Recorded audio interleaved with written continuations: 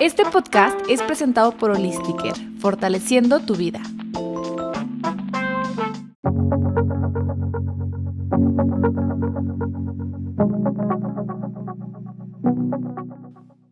Bueno, hola a todos. Hoy estoy muy contento de estar aquí con Betsabe Hernández.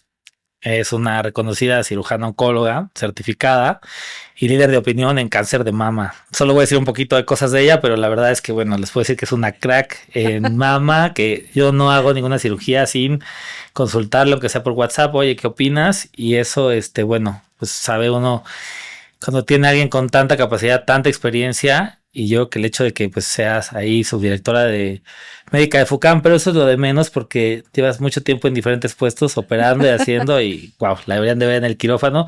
Pero bueno, ahorita solo les puedo contar que pues, salió de la UNAM de cirugía general, que luego fue a hacer oncología el 20 de noviembre. Es una época muy difícil porque pues ahí no solo era la cuestión de que las mujeres no las respetaban igual, sino que también las mismas mujeres bloqueaban mujeres, ¿no? Y a ti te pasó mucho eso. Y bueno, lo logró y bueno, ha ejercido varios puestos en el Centro Médico Nacional 20 de noviembre, en el ABC y ahora en FUCAM, que es donde más experiencia ha hecho en cáncer de mama. Pertenece a varias sociedades médicas, la Sociedad Mexicana de Oncología, a la de Mastología y bueno, siempre está ahí en todos los congresos y siempre con lo último y mucha información. Entonces, Betsa, mil gracias por estar aquí. No, al contrario, gracias a ti por la invitación. Y mil gracias por ser mi guía, porque has sido mi guía, mi maestra, le digo maestrilla de cariño. Y sí, la verdad, alguna vez quise tirar la toalla y ella, aunque somos casi de la edad, ella ya era adscrita en el 20 de noviembre y me dijo, yo también quise tirar la toalla y sí se puede. Pues gracias a sus porras, acabé y aquí estamos los dos. Lo logramos.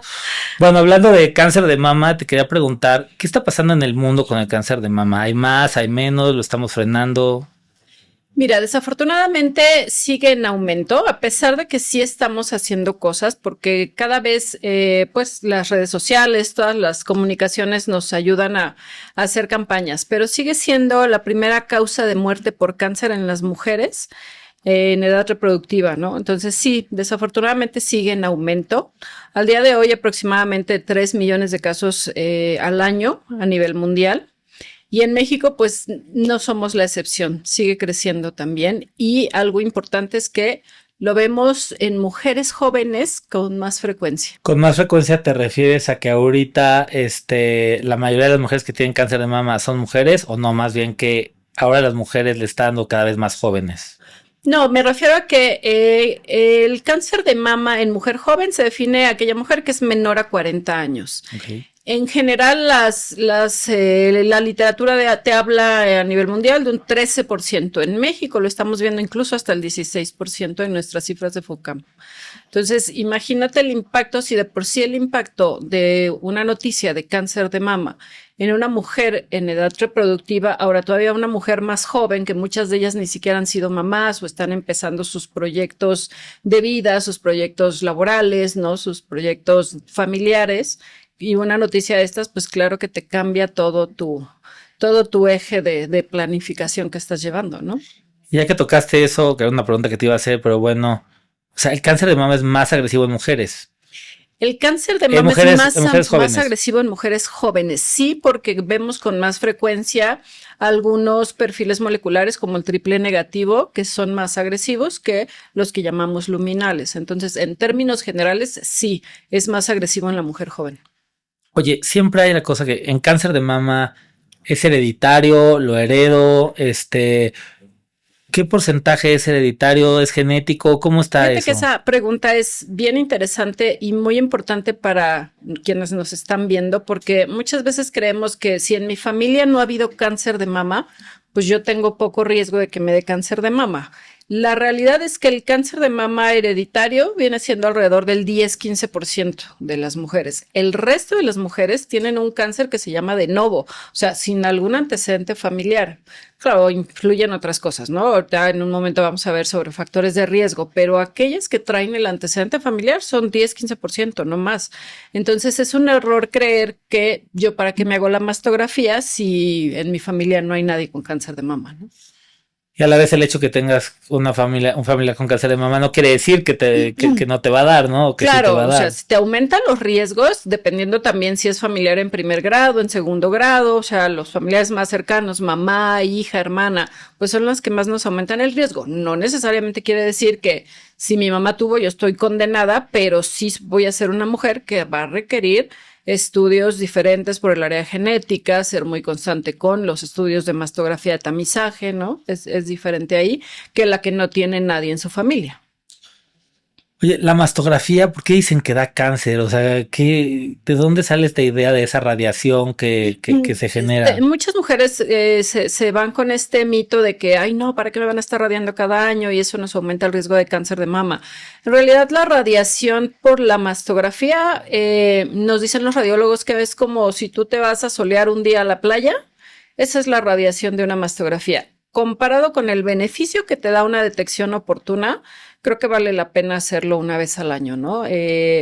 Ahora hay muchos, con esta situación de que hay el aplastón y la radiación y nuevas tecnologías para detección oportuna, hay que tener mucho cuidado con esas nuevas tecnologías, que la electroimpedancia, que si con calor, o sea, hasta el día de hoy la mastografía sigue siendo el estándar en tamizaje de cáncer de mama y es el único estudio que nos ha demostrado disminución de la mortalidad, claro, cuando hacemos campañas adecuadas, ¿no?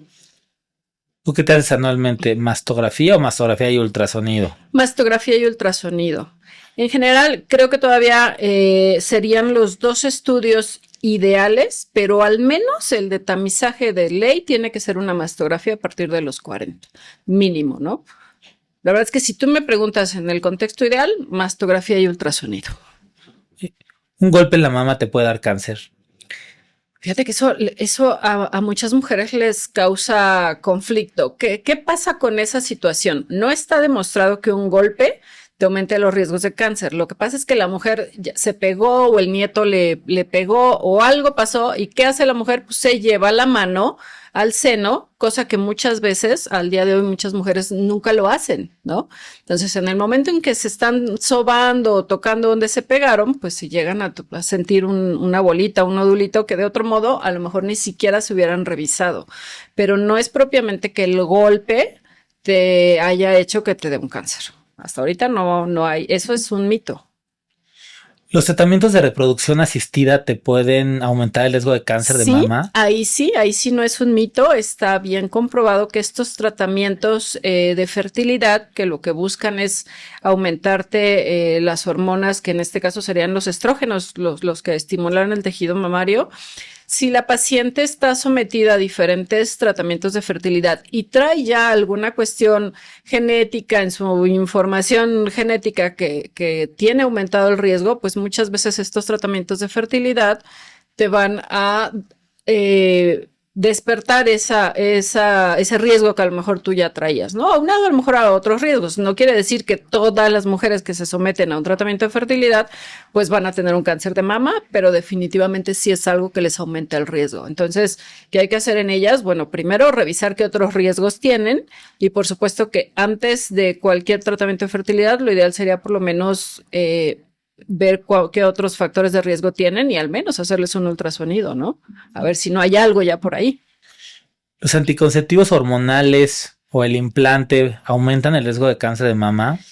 Fíjate que mucho tiempo, muchos años, los artículos nos mencionaban que no.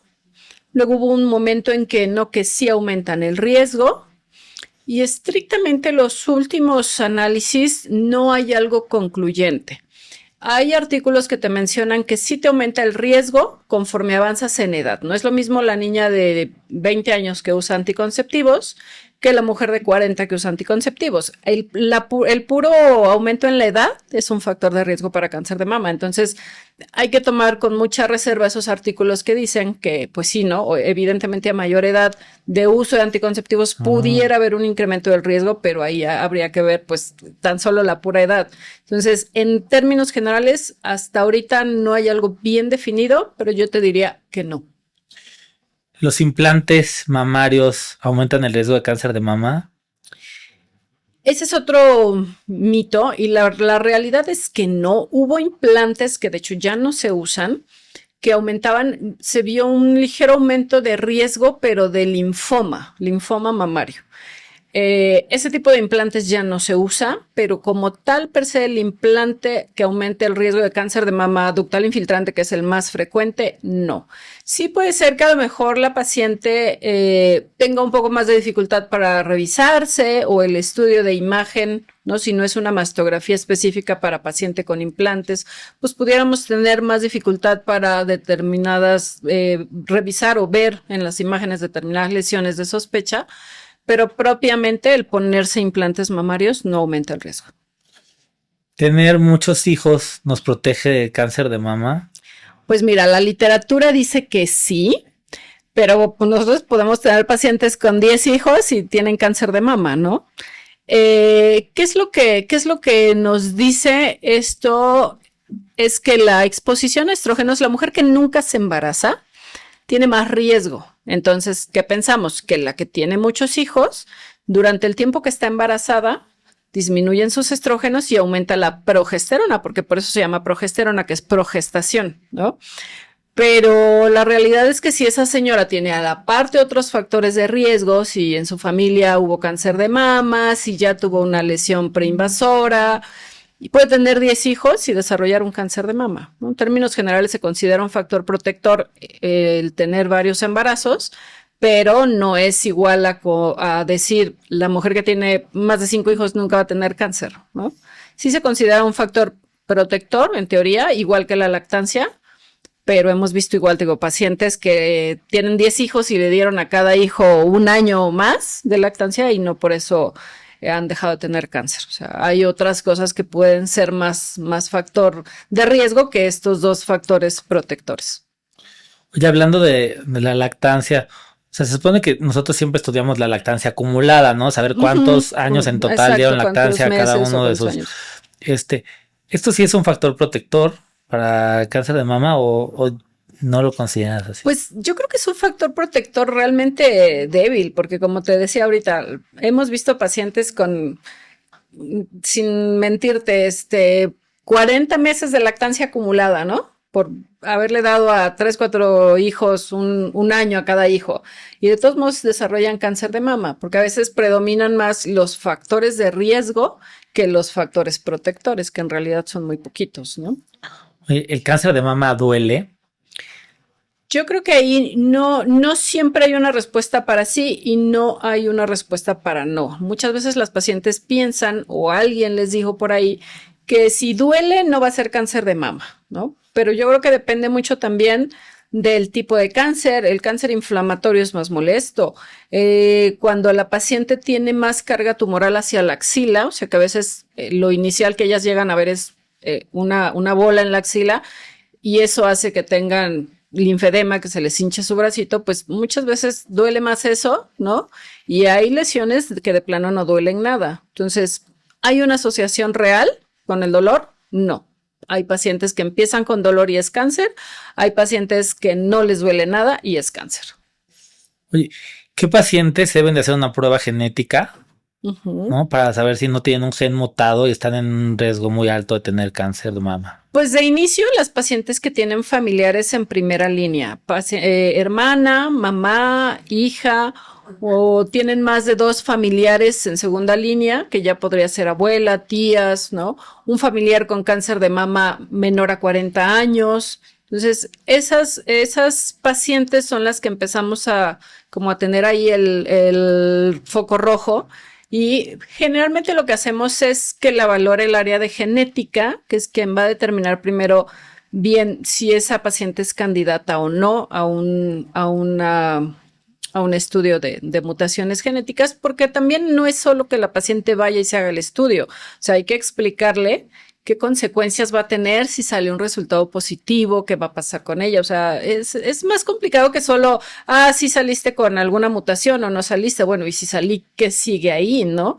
¿Qué estás dispuesta a hacer? Porque si la paciente no se va a someter a un tratamiento preventivo como una mastectomía reductora de riesgo, pues entonces, ¿para qué se lo haces? ¿La vas a angustiar solo por angustiarla?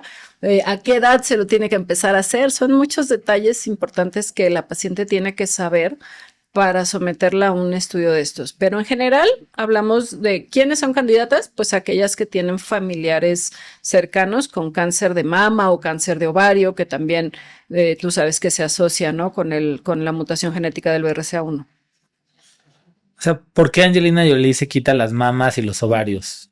Porque Angelina Jolie tenía estas mutaciones que ahí sí desconozco si alguien en su familia lo tenía. Me imagino que sí, porque por algo ella fue llevada a hacerse una determinación de mutaciones genéticas. Entonces, al salir ella con la mutación del BRCA, pues se dieron cuenta que tenía tanto alto riesgo para cáncer de mama como alto riesgo para cáncer de ovario. Entonces, ella es un ejemplo clásico de la paciente que se somete a una reducción de riesgo. Aquí sí no estamos hablando de detección oportuna. Aquí estamos hablando de disminución del riesgo con un procedimiento quirúrgico como la mastectomía doble, ¿no? Reductora de riesgo, y el quitar los ovarios para reducir ese riesgo de cáncer de ovario.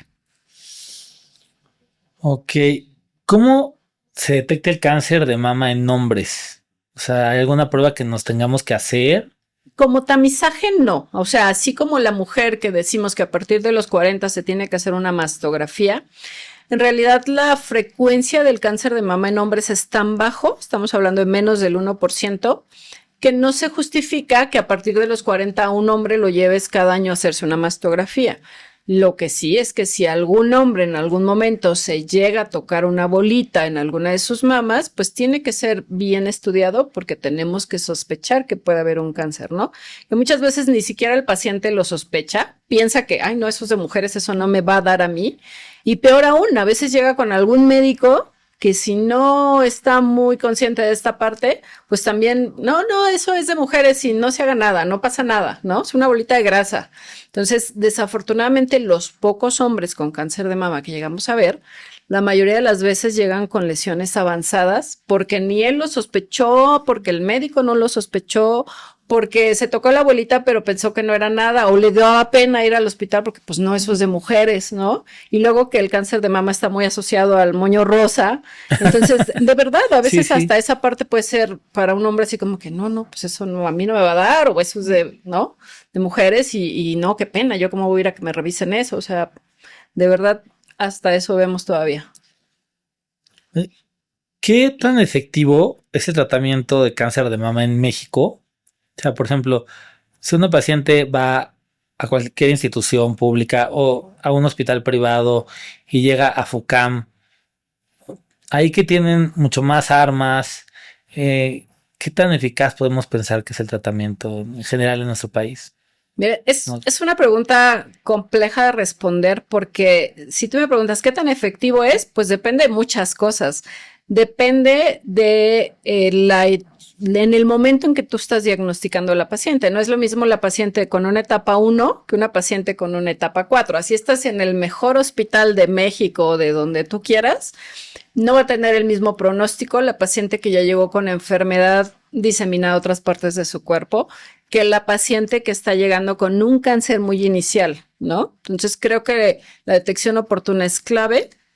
Ahora, desafortunadamente en nuestro país, a nivel de salud pública, muchas veces hay retraso. Hay estudios que han concluido que el retraso puede ser entre que la paciente se da cuenta que tiene una bolita, a que empiece el tratamiento, pueden pasar incluso 8 meses. O sea, tú sabes lo que son 8 meses perdidos entre que la paciente a lo mejor por desidia no fue o le dieron su cita para la mastografía y luego le dieron cita para resultados y luego cita para la biopsia, ¿no? Entonces, puede pasar mucho tiempo. Ahora, suponiendo que ya tenemos diagnóstico, si la paciente tiene un derecho a biencia y no tiene problema de tener que pagar ella, pues bueno, va a su hospital de derecho a biencia, que ahí los problemas son lo largo que pueden ser las citas. Ahora, cuando una paciente se va a la medicina privada, pues también muchas veces, aunque tengan seguro de gastos médicos, ¿cuánto te puede durar un seguro con un cáncer en el que requieras tratamientos de alto costo como terapia blanco, ¿no? Entonces, influyen muchas cosas. Si tienes derecho a biencia, si no, si te dieron citas lejanas, si te dieron citas tardías. Entonces, creo que son muchos factores, la etapa en la que está la paciente, el tipo de tratamiento que va a recibir. O sea, hay una paciente que puede tener un tratamiento que solo implique cirugía y hormonoterapia, que es una pastilla tomada por 5 años, y hay pacientes que pueden requerir quimioterapia, terapia blanco, cirugía, radioterapia, hormonoterapia, y entonces los costos ¿no? se van mucho, mucho más altos. Hay mujeres que aunque les ofrecemos una cirugía conservadora, o sea, que conserven el seno y se tiene que dar obviamente tal vez radioterapia y otras cosas, ellas piensan que lo mejor, o sea, lo que les da más posibilidades de sobrevivir es quitarse toda la mama, ¿no? O sea, como instintivamente decir, quítenmela toda por completo. No, y ¿Qué dirías a a esas veces personas? no solo es quítenme una, oiga, quíteme las dos de una vez, ¿no? Creo que esa inquietud la viven muchas pacientes y es algo que sí nos preguntan con mucha frecuencia. Oiga, doctora, ¿ya me pueden quitar las dos de plano? Ya no quiero saber nada de esto, ¿no? Yo quiero como olvidarme. Pero si realmente fuera el caso, pues andaríamos haciendo mastectomía bilateral a toda aquella mujer con cáncer de mama. Yo creo que mucho también es tranquilizarla. Si realmente es candidata a una mastectomía bilateral, bueno, pues ni hablar. Afortunadamente ahora cada vez tratamos más de esa paciente que sí es candidata a una mastectomía bilateral, someterla a una reconstrucción.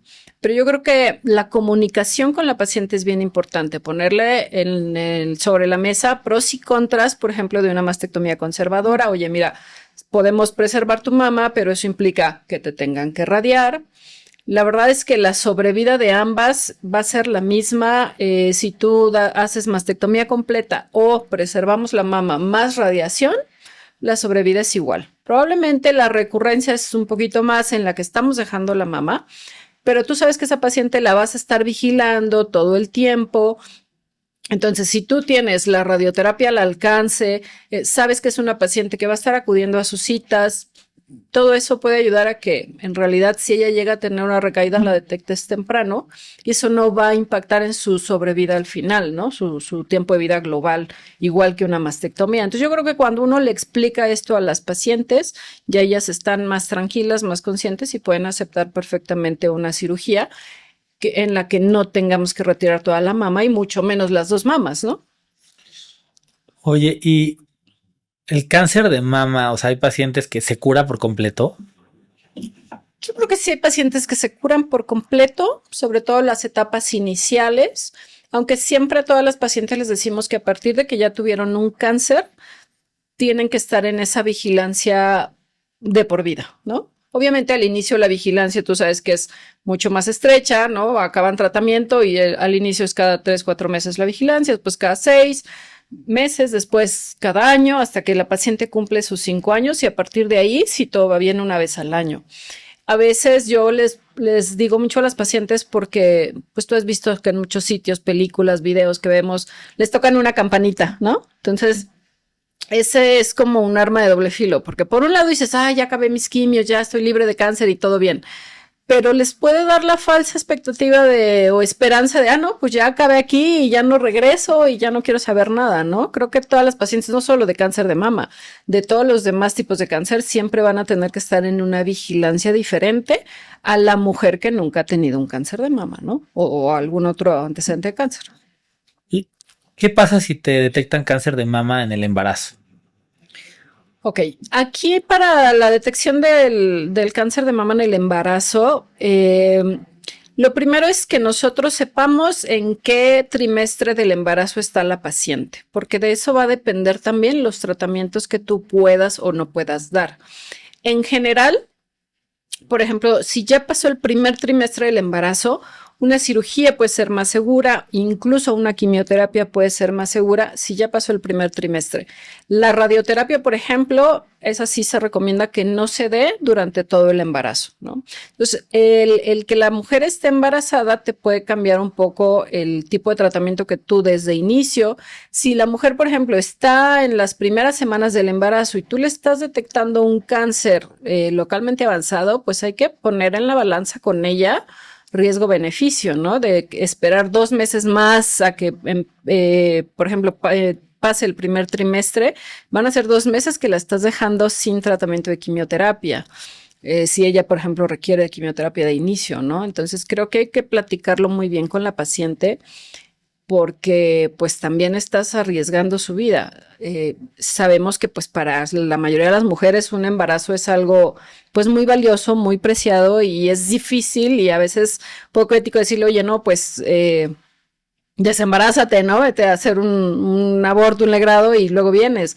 Pero en algunas ocasiones, pues hay que ponerlo también sobre la mesa porque sabemos que el cáncer de mama en esa mujer embarazada también es más agresivo, ¿no? Entonces, sí te metes ahí a veces en algunos problemas éticos como, bueno, ¿y qué? Le hago que se espere que pase el primer trimestre, le avanza el cáncer, claro, van a ser su bebé, pero ella, ¿cuánto tiempo te va a durar la mamá? Y se va a quedar un bebé sin mamá, o sea, son muchos detalles importantes que sí hay que platicar con ellas. O sea, hay que individualizar muchísimo el caso, ¿no? Claro, y hablar con toda la familia, pero sí hay tratamientos y sí hay muchas pacientes sí hay que les puede ir tratamiento. muy La mayoría bien, ¿no? de los tratamientos, digo, después del primer trimestre son más seguros, excepto la radioterapia que no la damos. Algunas otras cosas, por ejemplo, en ganglio centinela se puede usar más el tecnesio que el azul. El azul patente definitivamente durante el embarazo no. Y algunos detalles así. La hormonoterapia no, pero puedes, por eso te digo, hacer como algunas modificaciones en los tratamientos dependiendo del momento del embarazo en el que estemos. Siempre se cae el cabello con la quimio. ¿Hay algo que se pueda hacer? Casi siempre se cae el cabello con la quimio, pues existe una gel cap que le llaman, que es esta gorra para el cabello, que lo que hace es llevar la piel cabelluda a una temperatura muy baja para que no llegue la quimioterapia hasta allá y pueda la paciente preservar su cabello. En general, creo que eso es bien aceptado. Nosotros, por ejemplo, en el hospital donde trabajo en las mañanas, que es FUCAM, no la usamos mucho, uno por costos, otro porque en algún momento se describió que también el hecho de que no llegue la quimioterapia hasta la piel cabelluda pudiera llegarte a dar a largo plazo, pues metástasis también en la piel cabelluda, ¿no? ¿Por qué? Porque fue un área que no sé, a donde no llegó la quimioterapia. La realidad es que estos porcentajes son bajos, pero en todo caso que la paciente quiera usar la gorra, sí uno debe decírselo, ¿no? Oye, que creo que en eso compartimos una pasión y es ¿qué es la cirugía oncoplástica para cáncer de mama? Pues mira, la cirugía oncoplástica es esta parte de dejar un resultado cosmético mejor, que al final siempre es lo que estamos buscando. Los avances en la cirugía van encaminados a ser menos radicales con lo que resecamos de tejido de la paciente. Y por qué no, se vale también que no solo quitemos el cáncer, sino que dejemos un resultado cosmético que le dé mayor calidad de vida a la paciente, que le dé seguridad, porque pues nosotros sabemos que para una mujer no es lo mismo cuando te van a quitar la vesícula, cuando te van a quitar incluso parte del colon, o sea, la mama es una parte del cuerpo de la mujer que está por fuera y que efectivamente el hecho de que nos dejen sin una mama no quiere decir que seamos muchas mujeres, pero definitivamente tiene un impacto socioemocional y psicológico en la paciente. Entonces, si nosotros somos menos radicales y dejamos a la paciente incluso con un resultado cosmético bueno, incluso a veces mejor porque le subes esa mama, le simetrizas la otra y queda muy bonita, entonces le disminuyes un poco toda su carga que implica tener un cáncer de mama, ¿no? Entonces, este tipo de cirugías son técnicas que cada vez tratamos de hacer más y que las podemos hacer porque cada vez detectamos más tumores pequeñitos o porque con la quimioterapia nos ayuda a disminuir el tamaño del tumor y entonces no tener que retirar toda la mama. Y se vale que los cirujanos podamos aprender a hacer estas técnicas que van a darle una mejor calidad de vida a la paciente. Hay mujeres que no se les nota. Hay mujeres que no se les nota e incluso te digo, quedan mucho mejor porque ya le hiciste, le acomodaste mejor una mama y le hiciste algo en la otra para que también queden muy bien y ellas se sientan contentas y se sientan seguras, ¿no? Y incluso esto les ayuda a afrontar mejor los otros tratamientos que sigan. Oye, ¿qué es la radioterapia intraoperatoria? O sea, está la paciente, la estamos operando, que lo hemos hecho ya varias veces, y usamos esta radiación. ¿Podrías explicarnos un poquito de cómo funciona? Sí, decíamos ahorita que de entrada las pacientes en las que no vamos a retirar toda la mama, van a requerir de radiación. La mayoría de los tipos de radiación son externos, o sea, después de la cirugía, ¿no? Hay algunos sitios en Europa, en los países, en Norteamérica, ¿va? Hay lugares en donde esta radioterapia intraoperatoria, aquí en México tenemos pocos sitios, pero los tenemos. Es una ventaja porque normalmente tú operas a la paciente y la llevas a radiación posterior.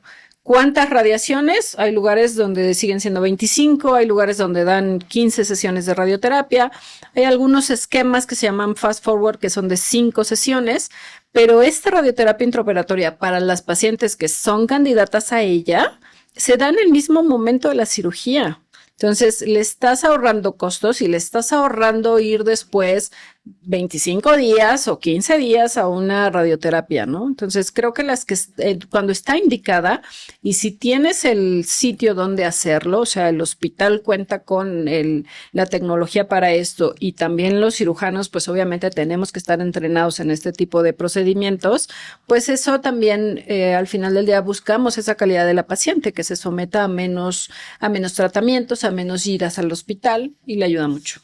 Y que a veces por eso ya no acaban el tratamiento y entonces les regresa después la enfermedad porque se quedaron en la radio número 7 porque tuvieron... porque no nada más es costos, es espacios en los hospitales en donde muchas veces pueden tener la radioterapia externa, pero no hay espacios, ¿no? Y tardan mucho en llegar a la paciente. O se descompone el aparato a la mitad de la radiación y eso es una ventaja enorme para las pacientes que son candidatas a ella.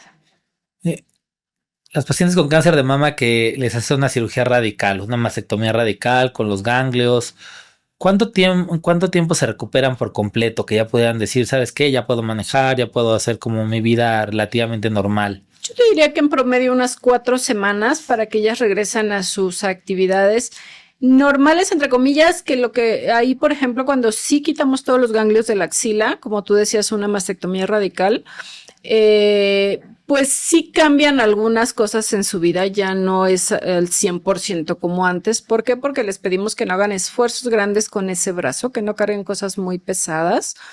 Pero yo te diría que en general para las actividades cotidianas, unas 4 semanas. Súper, pues la verdad no. Y creo que en esas pacientes la fisioterapia, o sea, sabemos que el cáncer de mama es un tratamiento, no es de un solo médico, es un tratamiento multidisciplinario, son muchos especialistas los que intervienen, desde el radiólogo que hizo la mastografía, el patólogo que cuando se hace la biopsia nos dice qué pasó con ese tejido, si hay un cáncer o no, el cirujano, el oncólogo médico, que es el que da la quimio, el radioterapeuta, que es el que da la radio, fisioterapia, que nos ayudan con los movimientos del brazo después de una cirugía, interviene nutrición, que es súper importante para que la paciente, tanto antes de los tratamientos como durante los tratamientos como después de los tratamientos, pues lleve una buena calidad de vida. O sea, son muchos especialistas que intervienen, ¿no? Que están alrededor de esa paciente, psicooncólogos, que también es súper importante, y todos encaminados a que la paciente logre llevar una vida lo mejor posible.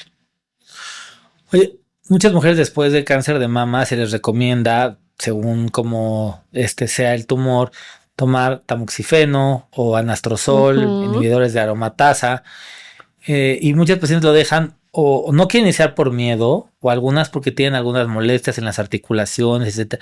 ¿Qué pasa? O sea, realmente si no hacen, ¿qué tanto les eleva el riesgo a que les regrese la enfermedad?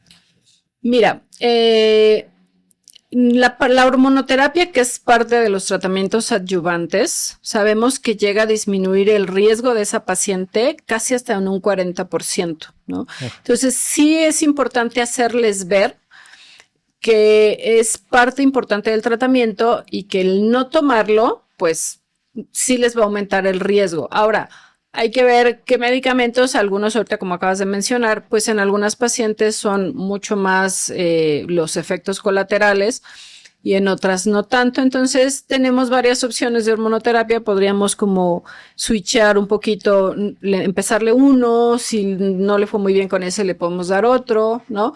pero creo que cuando tú a la paciente le hablas de los beneficios y le explicas perfectamente que pues también hay riesgos, pero cuando sabemos que es mayor el beneficio que el riesgo y ponemos en la balanza, creo que en la mayoría de las ocasiones la paciente lo acepta muy bien y la verdad es que también con el paso del tiempo los síntomas mejoran. Entonces, a mí en estos 14 años que me he dedicado a ver pacientes de cáncer de mama, me han tocado muy poquitas pacientes que de plano dicen, yo lo suspendo, no me interesa nada más, acepto el riesgo, ¿no? Porque de plano los síntomas sean muy importantes.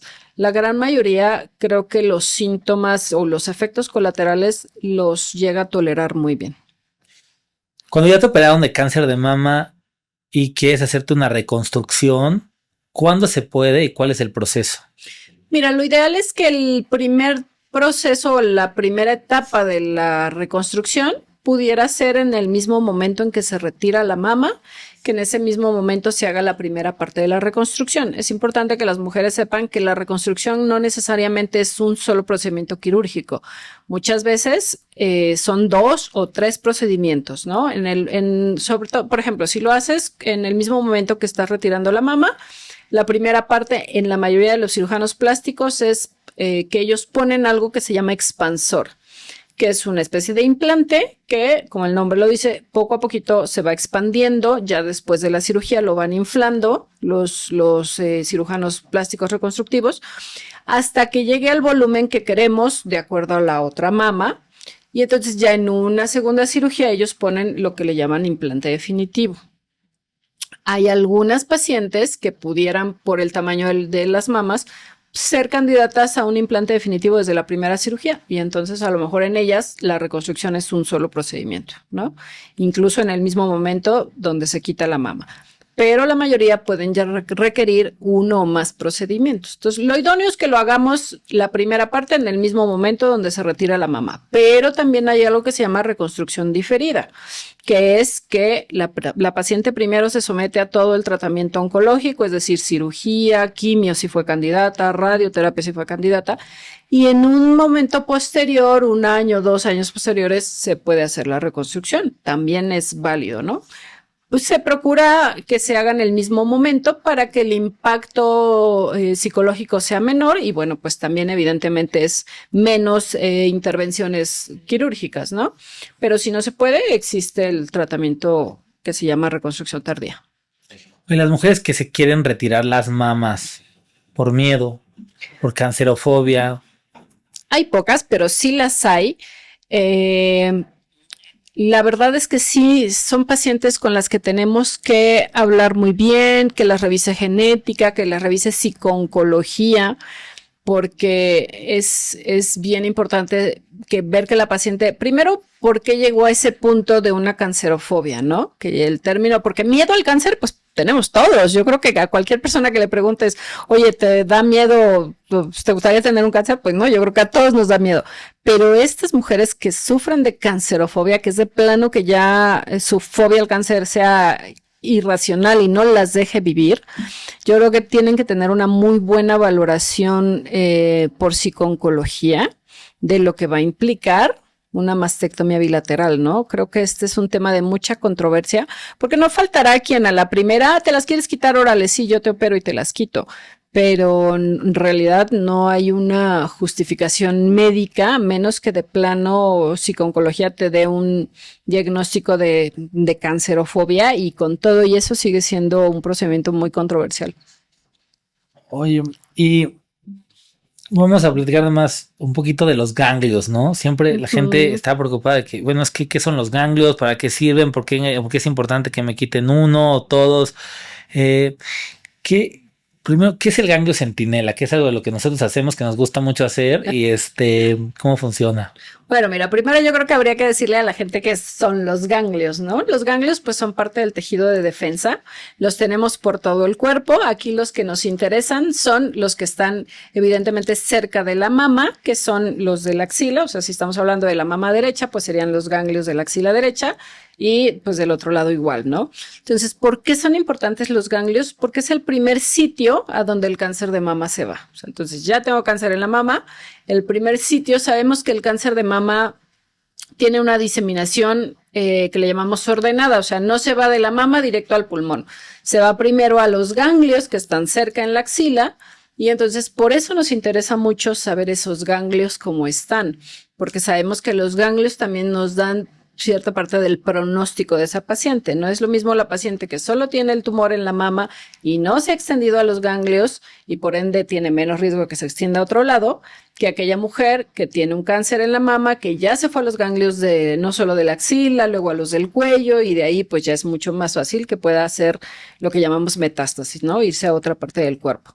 Entonces, ¿qué es el ganglio centinela? Pues es un procedimiento en donde nosotros como cirujanos revisamos que justamente esos ganglios no estén todavía afectados por el cáncer. Ahora, muchas veces este procedimiento solo lo hacemos cuando por imagen de ultrasonido, de mastografía y por la exploración clínica no vemos que esos ganglios estén afectados. Ya si por estudios de imagen y por clínica es francamente evidente que ya los ganglios están afectados, pues este procedimiento no aplica.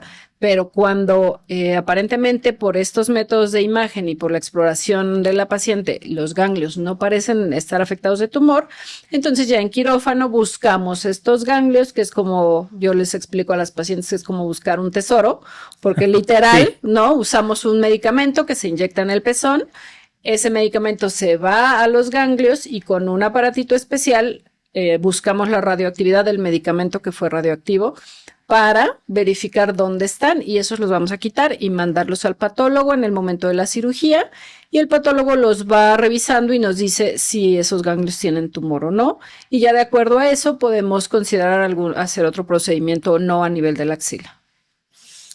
Oye, cuando en cáncer de mama te quitan los ganglios y se te inflama el brazo, ¿qué es lo primero que debes de hacer? Lo primero que debes de hacer es evitar que lleguemos a ese punto de que se inflame el brazo, ¿no? Y esta prevención justamente lo hacemos con el equipo de fisioterapia. O sea, cuando ya nosotros sabemos que esa paciente va a ir a una resección de todos los ganglios, que se llama disección radical de axila, inmediatamente después de la cirugía ya el equipo de fisioterapia está enseñándole a la paciente qué ejercicios va a tener que empezar a hacer con su brazo para evitar que llegue a hincharse, ¿no? Y no solo qué ejercicios, qué cuidados en particular, que si van a usar una manga de compresión o no, que si deben usar anillos o no deben usar anillos, cómo deben cuidar ese brazo de no picarse, de no pincharse, porque les cambia su drenaje linfático de los ganglios. Entonces, ese bracito va a necesitar cuidados especiales para evitar que lleguemos a ese punto del linfedema. Ahora, si ya la paciente llegó al linfedema, que es el que se hincha el brazo, pues ya el área de fisioterapia tiene que hacer diferentes trabajos, pero evidentemente es mucho mejor prevenirlo o cuando el linfedema es muy inicial que cuando ya tiene un linfedema o su bracito muy hinchado, ya no es tan fácil revertirlo. Entonces, ahí sí, de plano, lo primero es la prevención. Y hay tratamientos efectivos, ¿no? Aun cuando tienen muy inflamado el brazo. Hay tratamientos que ayudan a las pacientes, pero pues son tardados, hay que estarles dando su fisioterapia y muy pocas van a llegar a recuperar al 100% el tamaño del brazo, pues como estaba inicialmente. Oye, en cáncer de mama, ¿cuándo es necesario administrar quimioterapia?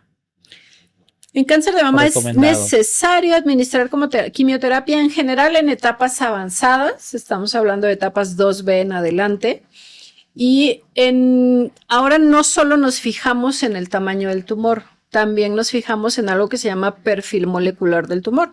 Hay tumores que a pesar de ser pequeñitos son muy agresivos, los que llamamos triple negativo o HER positivo, que esos son perfiles moleculares que nos hacen saber que estos tumores tienen un comportamiento agresivo. Entonces, a pesar de que nosotros identifiquemos los tumores pequeñitos, esas pacientes van a requerir quimioterapia por lo agresivo que pueden llegar a ser estos tumores.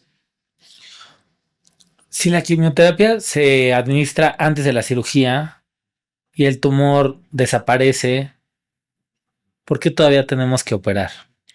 Porque sabemos que pues si nosotros no completamos el tratamiento con cirugía, que para allá vamos, la verdad es que hay ya trabajos en los que se están empezando a dejar como esas pacientes en vigilancia, pero hasta ahora lo que sabemos es que si no quitamos por lo menos el área donde estaba el tumor inicial, pues las probabilidades de recurrencia son muy altas, ¿no? Cada vez vamos encaminándonos más a lo mejor no operar, pero dar radioterapia, por ejemplo. Pero hasta ahora el tratamiento es, si damos la quimio antes y el tumor desaparece, quitamos el área donde estaba el tumor inicial. ¿Cómo sabemos dónde estaba el tumor inicial? Si con la quimio desaparece todo, antes de la quimio, se prevé que eso puede llegar a pasar y entonces se pone una marca metálica que se llama clip intratumoral para que nosotros sepamos dónde estaba el tumor inicial en caso de que haya desaparecido por completo. ¿Y cuándo decides o cómo decides que una paciente va primero a quimioterapia antes de operarla? Como lo que buscamos actualmente con la quimioterapia es justamente reducir esa carga tumoral para no hacer una cirugía tan radical. Actualmente, si la paciente tiene un tumor que podemos disminuir con la quimio para no quitar toda la mama, o si hay ganglios en la axila, prácticamente esas pacientes de entrada van a quimio, ¿no? Independientemente del perfil molecular, si tienes ganglios en la axila, la mayoría de las veces esas pacientes van a quimio porque buscamos disminuir el tamaño de los ganglios en la axila para no tener que quitar todos los ganglios y lo que decíamos, ¿no? De esta hinchazón del brazo, el linfedema. Entonces, siempre que querramos disminuir el tamaño del tumor o la carga tumoral que tiene para hacer una cirugía menos radical, menos invasiva, vamos a llevar primero a la paciente a quimio. Ahora, cuando sabemos que esa paciente la va a recibir de todos modos antes o después, preferimos muchas veces darla antes justo para esto, para disminuir el tamaño y que nuestra cirugía sea lo menos invasiva posible. Oye, una de las preguntas que más me hacen las pacientes y que a veces me cuesta trabajo explicarles, es ¿qué es la fibrosis? ¿Qué es la mastopatía fibroquística? ¿Cuál es su relación? Si eso es cáncer, si no, aunque cuesta trabajo. Fíjate que sí es una de las preguntas que nos hacen también a nosotros, porque de hecho es uno de los motivos de consulta, ¿no? De los mayores motivos de consulta, independientemente del cáncer, pues es el dolor mamario y la fibrosis. Ay, doctor, es que vengo porque a mí toda la vida me han dicho que tengo fibrosis. Toda la vida me han dicho que tengo condición fibroquística, que en algún punto se llamaba mastopatía fibroquística. Ahora ya ni siquiera le quitamos lo de mastopatía. Ya es una condición fibroquística que son cambios. Yo les explico que son cambios que se van dando conforme pasa el tiempo. Y esto no nos aumenta los riesgos de cáncer. Entonces, va sustituyendo tejido mamario y tejido graso por tejido fibroso. Se van formando quistes y muchas veces la paciente como que lo que le angustia es, bueno, ¿y no me va a dar algo para eso? ¿Y cómo me va a deshacer los quistes? No, tú la tienes que tranquilizar, decirle que eso no le va a aumentar los riesgos de cáncer, que no hay como tal una pastillita que le demos y, ay, se te van a quitar los quistes o se te va a quitar la fibrosis, ¿no? Le puedes mejorar molestias con diferentes medidas higiénico-dietéticas para el dolor mamario, que puede condicionar esta fibrosis, pero no hay como tal una cosa que mágica, ¿no? Que le digas, te voy a dar esto y se te va a revertir esa fibrosis. No la hay. Creo que mucho es el hecho que tú tranquilices a la paciente del hecho de que eso como tal, eso no le está aumentando los riesgos de cáncer. Entonces eso las tranquiliza mucho. Cuando hay una bolita o un nódulo en la mama y tú le dices a una paciente que lo mejor es hacerle una biopsia, ¿no? Cuando sabemos que es una bolita sospechosa, a las pacientes les da miedo que les hagas una biopsia y que nada más, digamos, que tomes un pedacito o varios fragmentos del tumor, una biopsia porque piensan que se puede expandir. Sí, existe mucho este mito de, ay, la biopsia me lo va a regar, ¿no? Si es cáncer me lo va a regar, porque así te dicen. Yo creo que hay que hacerles ver que es bien importante tener diagnóstico, que primero no se le va a regar el cáncer con la biopsia que le hagas en el consultorio. Y segundo, que es bien importante tener diagnóstico antes de llevar a la paciente a un quirófano. Muchas veces como que no captan y ¿por qué no de una vez me lo quita ya, no? O sea, me quiere hacer gastar doble, me va a hacer gastar en una biopsia y luego me va a llevar al quirófano para quitármela. Pues no necesariamente, y porque es diferente la planeación quirúrgica que tú vas a hacer para un fibroadenoma, para un tumor filodes, para un cáncer. Entonces creo que esta parte de llevar a la paciente al quirófano sin saber qué tiene y ahí ya después te digo qué te hice y qué tuviste, creo que ya no es válido. Anteriormente, cuando no existían las biopsias por Trucut o con aguja de corte en los consultorios o guiado por los radiólogos, pues se valía, pero creo que ahora necesitamos primero tener el nombre de la lesión para poder planear qué le vamos a hacer a esa paciente en un quirófano, ¿no? O a lo mejor ni siquiera va a requerir de entrar a un quirófano y ya le hiciste una biopsia, ya sabemos un diagnóstico y a lo mejor el tratamiento es otro, ¿no? Oye, ¿y qué le dirías a las pacientes? O sea, mujeres 20 años que tienen miedo, que saben que pueden tener cáncer. ¿Cómo les recomiendas a tus pacientes cómo se deben de cuidar, qué deben de hacer? Pues mira, yo creo que hay que concientizarlas. Número uno, que a partir de los 18 años ellas se tienen que empezar a autoexplorar. Hay que enseñarlas cómo autoexplorarse. Si yo querido que a mí a los 18 años alguien me dijera, oye, te tienes que revisar así y así, o, ¿no? Pues que alguien te dijera que tienes que revisar, no pasaba. Pero si ahora con las redes, con toda esa tecnología las ayudamos a concientizarlas de que a partir de los 18 se empiecen a revisar, que a partir de los 25 requieren una exploración por un personal de salud y que a partir de los 40 requieren su mastografía, yo creo que eso va a ayudar mucho y que sepan también que no todas las bolitas van a ser cáncer, ¿no? Pero que sea el especialista el que se lo diga. ¿Quién es el especialista? Es bien importante también que sepan que, pues, ¿quién es el especialista en mama? Yo quiero mucho a los ginecólogos, tengo muchos amigos ginecólogos, pero no es el ginecólogo. El especialista en mama es el cirujano oncólogo, el mastólogo, el gineco-oncólogo, que son los que, pues, saben de esto. Ojalá todas las pacientes tuvieran acceso a un especialista. Pero si no, pues bueno, hay muchos médicos también ginecólogos y hay muchos médicos generales que saben de esto, pero tampoco se confíen. Si ustedes van con alguien y sienten que no les está ayudando, no les está resolviendo, creo que una segunda opinión o tercera o cuarta es muy válida con el especialista real en mama, ¿no? Y por último, las pacientes que sospechan que tienen patología mamaria, que no tienen seguro, o que sí tienen seguro, que tienen IMSS, seguro popular o bienestar, lo que sea, ¿no? ¿Pueden ir a FUCAM?